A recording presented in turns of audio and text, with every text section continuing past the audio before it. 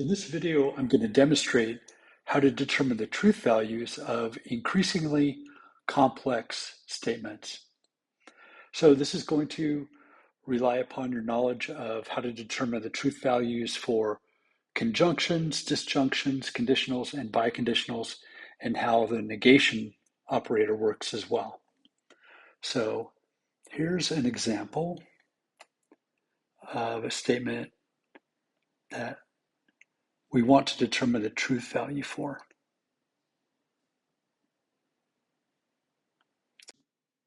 This statement is, if y, then negated a. We don't need to know what y is. We don't need to know what a is. We recognize this as a symbolic statement, and we should be able to recognize this as a conditional statement, where y is the antecedent and negated a is the consequent. So our truth values are already determined for us. A, B, and C are true, X, Y, and Z are false. So if we needed to refresh when a conditional is true and when a conditional is false, we can refer to our truth table for the characteristic conditional. So this should be pretty straightforward. A conditional is only false when the antecedent is true and the consequent false. Y in this case is false. So we don't even need to go any further than knowing that the antecedent is false on this conditional to know that this statement is true. Because the only time a conditional is false is when the antecedent is true and the consequent false. In this case, the antecedent is false. So it would correspond to either row 3 or row 4. In both of those cases, the conditional is true. Let's try another one. Here's our statement. If and only if, not C, then Z. So to refresh our memory of the biconditional, which this statement is a biconditional, the left side is a negated claim. The right side is just a regular one. To refresh our memory, we know that the biconditional is true only when both conditions are of the same truth value. So in row 1, where both P and Q are true, the biconditional is true. And where row 4, where P and Q are false, the biconditional is true. When they have different truth values, the biconditional is false. Okay, so let's apply these truth values to this biconditional and determine its truth value. So, well, we've already identified the main operator as the biconditional, but we got to handle that negation of C. So if C is true, the negation of C is going to be false. So we can put that right up here.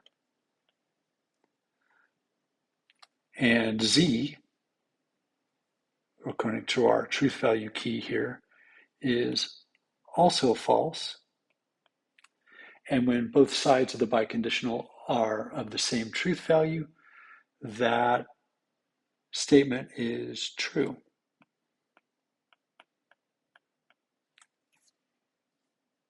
Let's try another one. Let's do one with some tildes, with some negations. Our sentence is, it is not the case, then our parentheses, A and not Z. So that would read, it is not the case, A and not Z. So we need to figure out how to handle this. We can tell that this is inside the parentheses, it's a conjunction, but it's a negated conjunction. So we have to take our characteristic truth table for the conjunction and not just add the truth values into the main operator of the ampersand, but we need to negate this. So let's do that first.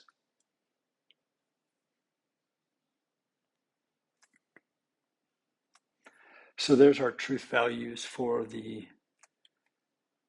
conjunction. And now to apply the negation, we just flip the truth value for each row. And we'll put that right underneath the tilde, since that is the main operator determining the truth value of the sentence. So on row 1, the conjunction is true, so the negation of that is false. And then we just continue to flip that truth value down. So row 2, conjunction is false. The negation of it is true. Same thing for row 3 and row 4. And I'm going to scratch that out because we're looking at the truth value of this whole statement, which the main operator is the negation. Same thing applies here. So here's our truth values. A, B, and C are true. So this side of the conjunct is going to be true. I'm going to note that right above there. And Z is false, but it's a negated Z. So that's going to be true, which makes the conjunction true. And then we flip that because it's negated, and this statement is false. Let's do one more, and we'll make this one really complicated. See if you can follow along. Okay, so here's our new statement. What's the main operator? We've got a C, we got an ampersand, we got a tilde, we got a B, we got a right facing arrow, another tilde, and an X. I know this is still new, but your eye should start to be focusing on the organization of things here. If you think that this is a conjunction, you're absolutely right. The left conjunct is an atomic sentence C. The right conjunct is a negated conditional with the consequent of that conditional also negated, right? So here's the C is the left conjunct of that conjunction. So the conjunction here, I'm going to highlight that.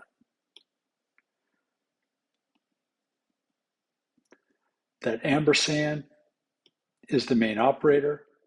So this right-hand side, this negated conditional, it's not the case if B, then not X. That's the right conjunct of this. So there's a couple of ways to start this. We can simply ascribe the truth value of C as being true and put that right on top of C there. And the conditional, we know that the B is true because A, B, and C are true. And X is going to be false, but it's a negated X. So a negated false, which means right over the negation of X, that's true, which means that conditional, which is the right conjunct, is true. But we can't forget that the tilde is the main operator for that conditional, since it's operating outside of the parentheses. So this whole side, instead of being true, we flip it because of the tilde. And so this side is false. And we know the rule for conjunctions is that a conjunction is true only when both sides of the conjunct are true. So that means that this statement is false. So I've got some learning activity exercises for you to do. This is really going to test and hopefully really lock in the way to determine the truth values for conjunctions, for disjunctions, for conditionals, and for biconditionals, and also how the tilde or the negation functions for atomic sentences and compound sentences.